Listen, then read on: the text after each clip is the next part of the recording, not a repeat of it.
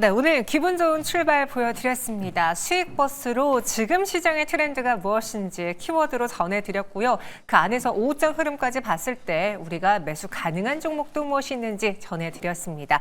코스피 여전히 1%가량의 상승 나타내고 있습니다.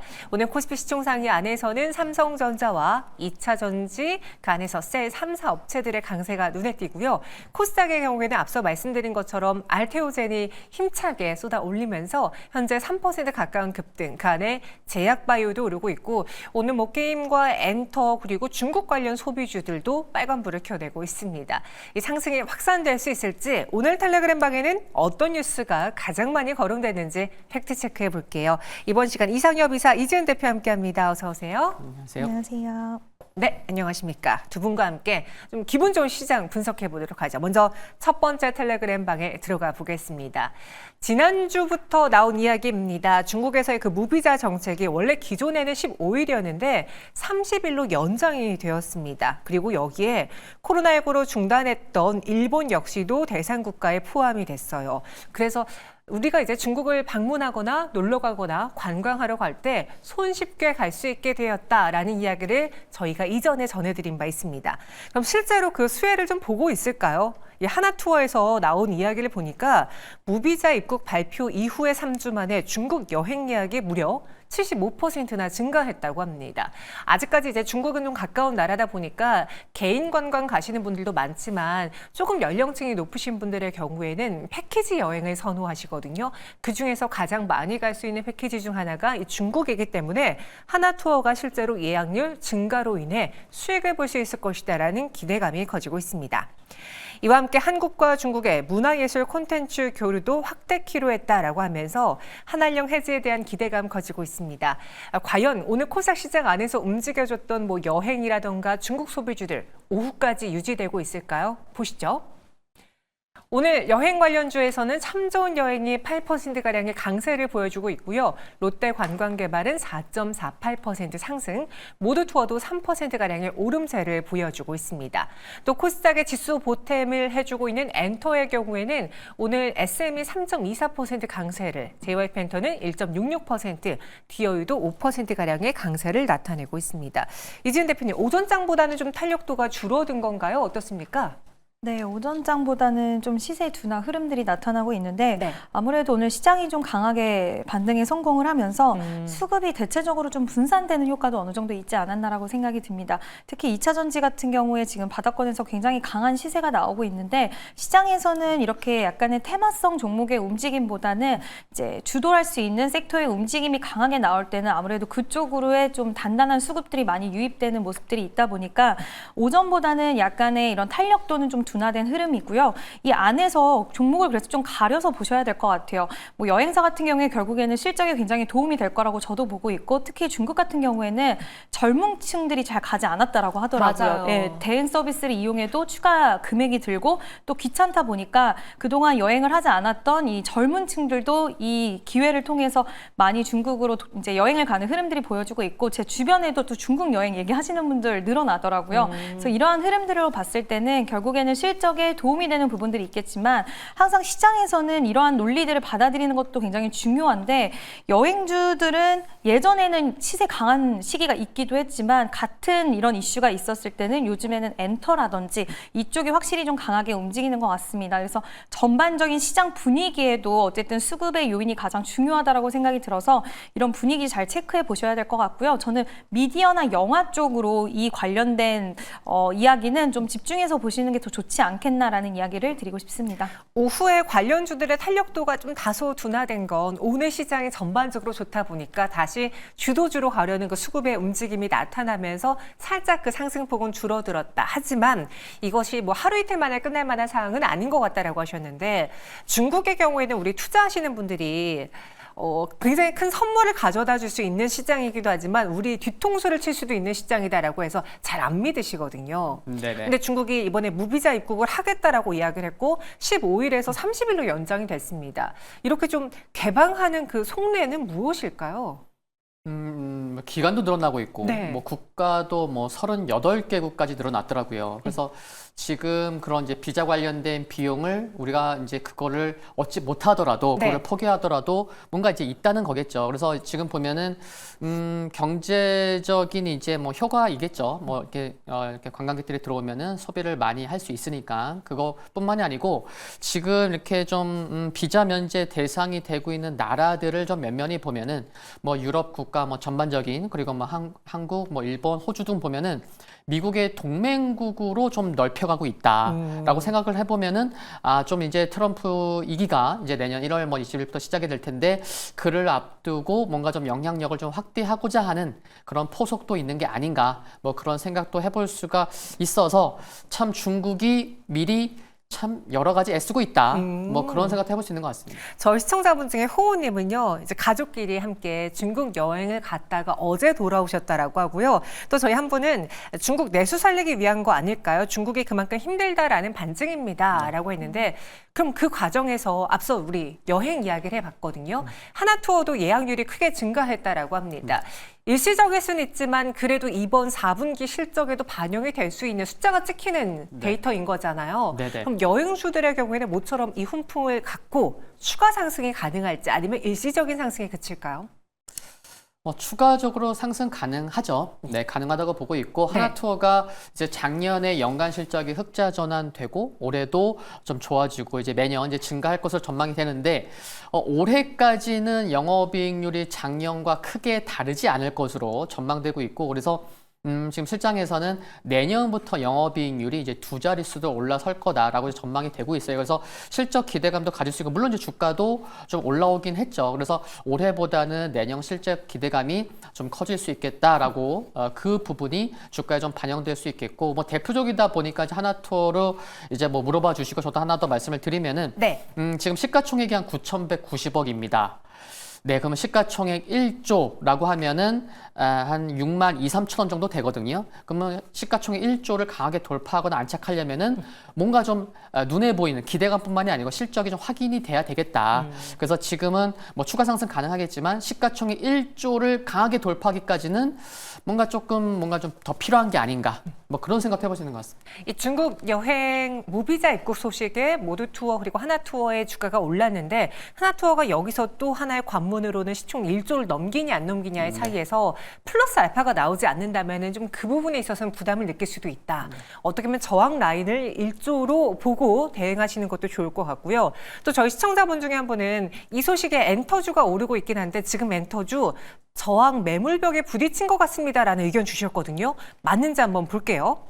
최근에 국내 엔터 빅 4사들의 주가 추이를 보시면요. 시장이 좋지 않았음에도 불구하고 한 달 가까이 사이에 많이 올랐습니다. 대표적으로 하이브의 경우에는 19만 4,200원이었던 주가가 21만 원 선으로 올랐고요. 그리고 SM과 YG, JYP 엔터 모두 다 상승세를 보여줬습니다. 증시에서 시가총액이 무려 14조, 18.7% 점프업했다고 하고요. 최근에 외국계 증권사에서도 국내 엔터주들을 향한 리포트를 발간하고 있는데 오늘 노무라의 리포트를 보니까 뭐 하이브, YG엔터, SM, JYP를 다 커버했더라고요. 그중에서는 JYP 엔터만 중립 의견이고 나머지는 목표가를 상향하거나 매수 의견 드리면서 투자 의견에 대한 상향도 해줬습니다. 확실히 한중 문화예술 콘텐츠 교류가 확대되면서 이 엔터주들이 가장 큰 수혜로 떠오르고 있는데 어떻게 보면 이게 그 트럼프 당선인의 무풍 지역이라는 그 장점도 있잖아요. 엔터주가 그럼 여행주보다는 조금 더 기대를 해봐도 됩니까? 저는 일단은 그렇게 보고 있는데 네. 뭐 여러 가지 요인이 있을 수는 있겠지만 방금 앞서서 말씀하셨던 이제 미국 관련돼서 이제 불확실성에 대한 부분도 있겠지만 지금 이제 GD가 또 이번에 마마에서 공연을 파워. 했는데 네. 저도 봤는데 이게 하루 만에 조회수가 진짜 폭발을 했더라고요. 그리고 댓글도 봤더니 그 전에 이제 굉장히 좀 인기 많았던 가수들의 그런 영상들을 보면 외국 사람들이 보통 댓글을 다는 게 대부분이었는데 이번에 GD 영상을 보니까 한국 사람들이 굉장히 댓글 많이 달았더라고요. 그래서 다시 한번 엔터 쪽에 우리나라 사람들의 관심도도 좀 올라갈 수 있겠다라고 생각을 했고요. 여기에 이어서 이제 블랙핑크 그리고 BTS가 다시 돌아오는 부분들 한동안 이 얘기는 지난번부터 나오긴 했지만 그동안 시장에서의 관심 밖으로 좀 나가 있었던 것 같아요. 근데 이번에 JYP가 3분기 실적을 의외로 또 좋게 만들어냈고 그거를 필두로 해서 미국의 대선에 대한 불확실성 일정에 대한 부분들, 그리고 이제는 뭐 거기서 또 좋은 시기 적절하게 로제가 아파트로 또 흥행을 해주기도 했고, 이러한 부분들이 좀 연결고리적인 측면으로 잘 이어나가고 있다라는 부분과, 또 일각에서는 지금 시장이 한동안 너무 어렵다 보니까 이제 엔터하면 우리가 가장 이야기 나오는 게 그런 아이돌 그룹들의 이제 리스크적인 부분들, 휴먼 리스크 얘기 많이 나왔는데 오히려 시장이 더 무섭다라는 이야기도 많이 하더라고요. 그래서 지금은 엔터를 바라보는 시각 자체가 예전에는 부정적인 시각이 훨씬 많았다라고 한다면 지금은 한알령 해제 기대감뿐만 아니라 시각 자체가 변화하고 있다라고 보고 있어서, 물론 단기적으로 바닥권에서 너무 가파르게 상승이 나왔기 때문에 살짝은 부담되실 수도 있고, 지금 2차 전지라든지 이런 주도 섹터의 흐름이 만약에 수급이 가다 보면 조금 쉬어가는 국면, 아니면 단기 차익 실현에 대한 물량들은 나와줄 수는 있겠지만 지금 이미 너무 많이 빠져 있고 이미 기간 조정과 가격 조정이 깊은 상태이기 때문에 네. 단기 차익 실현이 나온다고 하더라도 다시 한번 상방에 대한 그런 도전들은 나와줄 수 있다라고 보고 있어서 이제는 좋은 시각으로 볼 수 있는 시기가 시작이 되었다라는 관점에서는 저는 긍정적으로 보고 있습니다. 저희 까칠 주랑이 님도 엔터는 조금 눌러주면 다시 보면 될 것 같습니다. 라는 개인적인 의견을 주셨는데 그런 것 같네요. 지금 중국 소비주들 확실히 수혜를 볼 수 있고 우리 실적단의 영향을 받을 수 있긴 한데 이것만 놓고 보기에는 추가 상승이 얼마만큼 가능할까? 약간 퀘스천 마크가 붙어요. 그래서 플러스 알파로 뭐 신작이라던가 혹은 뭐 게임에 대한 기대 혹은 이런 그 컴백에 대한 기대 플러스 알파가 있는 쪽으로 집중을 해보는 게 어떨까라는 생각이 듭니다. 우리 이상엽 이사님, 이 네. 중국발 훈풍을 받을 수도 있고 지금 시장이 나름 좋은 눈으로 쳐다보고 있는 네. 그런 섹터와 관심주를 골라보자면 어떤 종목을 볼까요? 일단 뭐 게임 엔터 나왔으니까 네. 정말 대표적이고 그 두 개에서 종목을 골라보려고 하는데, 게임 쪽에서는 위메이드, 위메이드요. 네, 뭐 가상 자산과도 연계가 되는 부분이 있고, 내년에 이제 또 내년 1분기부터 이제 신작 기대감도 있는데, 지금 미르4, 미르M 같은 경우는 이제 중국 퍼블리싱 계약이 이제 마무리된 상황인데, 특히 이제 미르4 같은 경우에는 판호 발급 위한 이제 모든 절차를 끝낸 상황이기 때문에 뭔가 진짜 판호 발급 이슈가 나온다고 하면은 그런 기대감도 있었지만 뭐 좋은 상황이 좀 나오지 않을까라는 생각이 들고, 오늘이 11월 25일인데 뭐 수급을 살펴보면은 지난 10월 25일부터 지금 한 달째 기관이 하루도 빠짐없이 사고 있습니다. 그래서 기관이 정말 33,000원대 전후서부터 바닥권부터 매수를 하고 있구나, 이 부분도 계속해서 좀 관심을 둬야 될 것 같고요. 그리고 엔터 쪽에서는 뭐 노무라에서는 뭐 JYP 중립으로 했지만 저는 JYP를 네. 말씀드리고 싶습니다. 지금 뭐 스트레이키즈 지금 월드투어가 이제 추가로 이제 좀 잡히고 있는 부분도 있는데, 특히 이제 내년 5, 6월 달에 미국 월드투어가 있는데 제가 보니까 5만 이상의 좌석 규모만 3곳이나 되더라고요. 뭐 고척돔 같은 경우 한 17,000~18,000석밖에 안 되거든요. 근데 지금 뭐 솔드아웃 되는 곳도 지금 많이 나오고 있어서 정말 뭐 3분기 실적도 많이 잘 나왔고, 그럼 내년 기대감도 크기 때문에 역시나 저도 아까 이제 뭐 눌릴 때 좀 사봐야 된다, 그 의견에 좀 동의하고 싶습니다. 그래서 어떻게 보면 가상자산이라는 지금 시장의 트렌드까지 가져갈 수 있는 위메이드를 게임주 내에선 최선호주로, 그리고 엔터에서는 JYP 엔터, 스트레이키즈, 그리고 또 이제 킵플립인가요? 뭐 새로운 네, 또 나옵니다. 네, 남자 아이돌이 나온다고 하죠. 좋은 소식. 그런 기대를 가져갈 수 있는 JYP 엔터 최선호주로 골라주셨고요. 우리 이지은 대표님은 어떤 종목을 최선호주로 선택해 보시겠습니까? 네, 저도 엔터인데 저는 네. 하이브를 말씀을 드리려고 하는데요. 일단은 뭐 예전에 있었던 이야기이긴 하지만 동방신기와 빅뱅이 돌아왔을 때 주가 흐름이 굉장히 좋았다라는 그 전제 하에, 그리고 BTS도 월드 투어 한번 시작을 하면 굉장히 큰 수익을 거둬들이는데 지금까지 꽤 긴 시간 동안 투어를 못했기 때문에 이렇게 기다렸던 그 팬덤들이 한 번에 또 쏟아 나올 수 있는 그런 부분들, 그리고 워낙 지금 요즘에 결국 엔터는 팬덤이 가장 중요한데 그 어느 팬덤보다 BTS의 팬덤은 글로벌적인 시장에서의 좀 우위를 차지하고 있다라고 보고 있어서 저는 하이브, 또 미버스 유료화에 대한 모멘텀도 같이 가지고 있어서 저는 하이브를 최선호주로 보고 있습니다. 네, 두 분 모두 다 중국의 훈풍을 받을 수 있다, 엔터에 대해서 이야기해 주셨고요. 여기에 플러스 알파로 실적에 대한 기대라던가 내년에 개선 기대가 있는 종목으로 압축해 보는 게 어떻겠느냐라는 이야기 전해드렸습니다. JYP 엔터, 하이브 최선호주로 골라드렸고요. 이어서 두 번째 텔레그램 방으로 들어가 볼게요. 오후 들어서 STO 관련주들의 주가 상승 탄력이 좀 더뎌지고 있습니다. 오늘 장 마치기 전에 빠르게 매도하는 게 맞는 건지 하나씩 뉴스를 통해서 점검해 보도록 할게요. 이 뉴스는 지난주에 나온 뉴스입니다. STO 법안 여야가 동시에 발의한다라고 합니다. 그렇다 보니까 법제화에 대한 가능성이 커졌죠. 왜냐? 여야 반대하는 이가 없다라고 서로 의견이 일치가 됐다라고 볼 수 있으니까요. 조각투자업계에서는 골든타임을 수성해야 된다. 빠르게 발의를 하고 법제화해야 된다라는 이야기고요. 오늘 한동훈 국민의힘 대표가 토큰증권 법제화의 시동을 걸었습니다. 코인 과세 유예에 이어서 청년을 좀 공략하면서 부동산 같은 실물 자산의 블록체인을 통해 디지털화해 증권화는 이 토큰증권 발행에 있어서 어느 정도 좀 청년 공략을 위해 코인 과세를 유예하는 게 어떻겠느냐라는 이야기를 했습니다. 최근에 이런 뉴스들이 좀 많이 쏟아지고 있어요. 그래서 합법화가 될 것 같다라는 이야기가 나오자 오늘 관련주들이 움직임을 보여줬고요. 증권사에서도 조각 투자 시대가 성큼 다가오고 있다. 관련 기사가 계속 나와주고 있는 모양입니다. 그런데 마냥 좋은 시선으로 바라보기에는 조금 아쉬운 것 같아요. 물론 토큰 증권이 갖고 있는 장점과 시장의 상승에 대한 전망은 있지만 어떻게 보면은 각 증권사별로의 추진 진도나 법제화에 따라서 이 시장이 확연히 커질 수도 있고 혹은 주저할 수도 있다라는 시나리오가 나오고 있고요. 또 똥밭에 굴러도 주식판이라는 텔레그램에서는 미국이 이걸 어떻게 하고 있는지 먼저 보면 됩니다. 미국도 STO 구체적인 추진을 안 하고 있죠. 블록체인으로 미술품, 부동산 사고 파는 거 미국이 합니까? 아직은 아니죠. 그런데 한국이 먼저 한다라고 봤을 때 좀 글쎄입니다. 의문이 듭니다라는 의견을 주셨어요. 그럼 실제로 오늘 장의 주가 분위기는 어떨까요? 보시죠.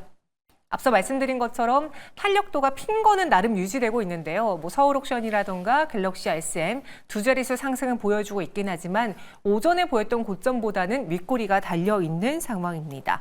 이상임 이사님. 이 STO 법제화가 무난하게 이뤄질 것 같다라는 이야기로 인해서 먼저 반응해주고 있는 거잖아요. 그러니까 여야가 모두 다 같이 발의했다라는 건 크게 이변이 없다면은 법제화 될 것이다라고 우리가 예상을 해도 되겠습니까? 가능성은 굉장히 큰 것 같고, 네, 속도도 빨리 진행될 것 같습니다. 그래서 올해 내는 좀 힘들지 않나 싶고, 그래서 내년 빠르면 내년 상반기 국회 통과할 것으로 그런 전망을 해볼 수가 있는데 개인적으로는 통과되지 않을까라는 생각도 해보고, 그런데 관련된 주가들이 작년 11월, 12월, 올해 1월까지 굉장히 좋은 흐름을 보였거든요. 이게 연말 연초에 움직였었기 때문에 이번에도 가상자산 분위기도 굉장히 좋아서 또 이번 주 목요일 날 또 국민의힘 또 한동훈 대표가 이제 관련된 간담회에 또 참석한다는 소식, 네. 그것도 이제 영향을 이번 주 일정이 있기 때문에도 또 주촉은 월요일 날 또 움직일 수 있어서 오늘 좀 움직이는 것 같고, 그래서 내년 상반기까지는 계속해서 관심은 필요한데 종목도 좀 바닥에 있는 종목이 있고 또 올라온 종목도 있고 실적이 좋고 안 좋고 그래서 좀 선별하는 작업은 필요하다. 근데 관심은 여전히 계속해서 필요한 것 같습니다. 법제화는 무난히 좀 이뤄지지 않겠느냐라는 이야기 주셨고요. 오늘도 관련 테마주들이 빨간불을 켜고 있는데 이진 대표님, 최근에 가상자산이 워낙 핫하잖아요. 그래서 저희가 질문을 드려봤을 때 비트코인 관련주 사지 말고 그냥 비트코인을 사라. 사실 국내 기업에서 진짜 그와 연동돼서 움직일 수 있는 종목 많지 않다라는 이야기를 많이 들었어요. 네. 이 STO 토큰 시장의 경우에도 그렇게 국내 시장과는 큰 연관이 없습니까? 아니면 여기서는 우리가 대표적인 종목을 찾아볼 수 있습니까? 찾아볼 수 있다라고 보고 있는데 네. 일단 플랫폼 기술 관련돼서 좀 가지고 있는 기업이라든지, 근데 이것도 아직까지는 우리가 기대감적인 측면이고, 또 STO 관련돼서 네. 지금 서울 옥션 같은 경우에 관계사를 통해서 이번에 STO 관련 사업을 좀 더 크게 만들기 위해서 투자 유치 를 또 150억 정도 하더라고요. 그래서 이러한 흐름들을 가지고 가는 기업들과 갤럭시아 머니트리 같은 경우에 아예 신설 조직 팀을 하나 꾸려가지고 또 진행을 하는 부분이라든지, 이렇게 미래 먹거리적인 사업으로서 도전을 하고 여러 가지 좀 가시화될 수 있게 보이는 그런 일을 진행하고 있는 기업들은 충분히 관심권에서 두고 보실 수 있다라고는 생각은 하는데, 이제 저는 개인적으로는 지금은 약간은 좀 테마성으로 움직임이 더 짙지 않나라고 보고 있고, 이게 우리나라 같은 경우에는 이 시장 크기나 파이가 워낙 크기 때문에 다른 나라들보다 지금 일본보다는 한 10분의 1 정도의 사업 크기밖에 되지 않는다라고 하더라고요. 엄청나게 차이가 많이 난다라고 하더라고요. 그래서 해외 전반적인 흐름 움직임에 따라서 채택할 수밖에 없는 시장이긴 하고 또 유동성, 자산이 좀 유동성이 풍부하게 만들기 위해서 이제 계속 진행하는 시장은 맞기는 하지만 좀 시일은 걸리지 않을까라고 보고 있어서 지금 그 안에서 사업을 영위하는 기업들 위주로 이제는 선별하는 작업을 하되 지금 당장 뭐 실적의 기여라든지 이런 부분보다는 기대감적인 측면으로 보시는 게 맞지 않나라고 생각이 듭니다. 그럼 이 STO 시장이 열린다면 우리는 어떤 산업을 봐야 되는 건가요? 뭐 미술품 이야기도 하고 우리가 예전에 항상 그 서울 옥션 경매와도 연관지어 보기도 했잖아요. 근데 이거를 증권사가 뛰어드냐 안 뛰어드냐 뭐 어떻게 제도를 만드느냐에 따라서 또 시장의 속도가 달라진다고 하는데 그럼 또 증권주를 봐야 되는 건지 뭘 봐야 됩니까? 일단 지금 당장 이 이슈가 나왔을 때 움직이는 기업들의 특성을 좀 보면은 네. 자체적인 뭐 블록체인 기술 가지고 있거나 아니면은 금융 플랫폼 기술, 뭐 핀테크 기업이라든지 이런 종목들이 더 빨리 움직이는 부분이 있어서 결국에는 시장에서의 이런 종목들이 움직임이 나온다는 건 이쪽 관련돼서 수혜를 기대를 하는 부분이 아닐까라고 생각이 들고요. 지금 증권회사 쪽에서도 자체 플랫폼들을 개발을 하고 있는데 자체 플랫폼 개발을 하다가 또 여러 가지 문제에 봉착해서 안 되는 부분을 MOU를 체결해서 하는 부분들도 있습니다. 그래서 MOU를 많이 체결한 회사들을 보면은 갤럭시와 머니트리가 MOU를 가장 많이 좀 체결을 한 것 같은데 보면 자체적으로 블록체인 기술도 보유를 하고 있고 또 아까 제가 말씀드린 것처럼 신설 팀을 꾸려서 여러 가지 이제 플랫폼에 관련된 기술들을 마련을 하는 쪽을 봤을 때는 시장의 분위기가 이쪽으로 움직이는 걸 보면 향후에도 이쪽에 대한 기대감을 가져갈 수 있는 게 아닐까라는 의견을 드리고 싶습니다. 블록체인 기술과 관련해서 한번 종목을 보자. 그러다 보니 갤럭시와 머니트리가 우리 이지은 대표 눈에 들어왔고요. 이상엽 이사님의 생각은 어떤지. 지금 STO 이지은 대표님은 커질 시장은 맞지만 일단 현 구간에서는 테마성 흐름이 어느 정도 네네. 보인다라고 의견 주셨거든요. 그럼 오늘 장이 마치기 전에 좀 일부 수익을 실현하고 다음에 눌렸을 때 사는 게 좋을지 관심주까지 의견 주세요. 계속 관심은 필요합니다. 근데 이제 아까 말씀하셨지만 좀 비중이 크면 네. 지금과 같은 고민을 해야 할 수밖에 없다. 그래서 비중만 크지 않으면 괜찮겠다라는 말씀 드리고 싶고 조금 더 관심이 많으신 분들은 아실 거예요. 그 RWA, 그래서 리얼 월드 에셋, 그래서 실물 연계 그 디지털 자산 시장 규모가요. 올해 11월 달이 작년 1월과 대비했을 때 무려 9배가 커졌다고 합니다. 그래서 이쪽 시장이 앞으로 커질 수밖에 없다는 거 굉장히 중요한 부분인 것 같고 다만 비중만 크지 않으면 좋겠다는 말씀 드리겠고 저는 관심주로는 헥토 파이낸셜을 말씀드리고 싶습니다. 결국에는 이와 같은 거래가 일어날 때 결제 서비스, 그런 플랫폼을 갖고 있는 그런 연계되는 기술을 보유하고 있는 업체가 결국에는 실질적으로 좀 수익성에 도움이 될 수 있기 때문에 그래서 헥토 파이낸셜도 작년 뭐 11월, 12월에 좀 많이 움직였었거든요. 그래서 거래는 없는데 또 바닥권에 있어요. 근데 실적도 되고 있기 때문에 진짜 실질적으로 좀 관심 이렇게 연계될 수 있는 결제 서비스 관련된 기업인 헥토 파이낸셜을 좀 말씀드리고 싶습니다. 네, 이렇게 오늘의 관심주로 헥토 파이낸셜까지 알아봤습니다. STO 테마주까지 점검해 드렸고요. 두 분은 여기서 인사드리도록 하겠습니다. 오늘 자세한 설명 고맙습니다.